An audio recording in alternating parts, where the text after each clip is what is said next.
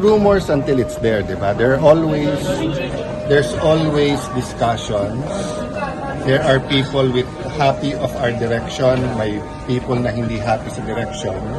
Ako personally, I think everyone's campaigning instead of governing.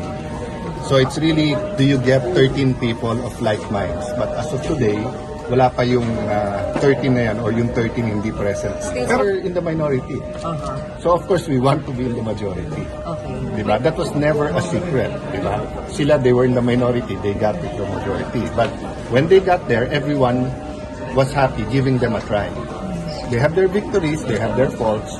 But yun nga, kung ako tatanungin mo, parang there's a national campaign going on. It's issues that are not gut issues, no? It's the direction that's important to us. So many kinds of pag-uusap. Paano baguhin yung direction? Kamusta yung leadership? Makaka-13 ba? That's never been a secret.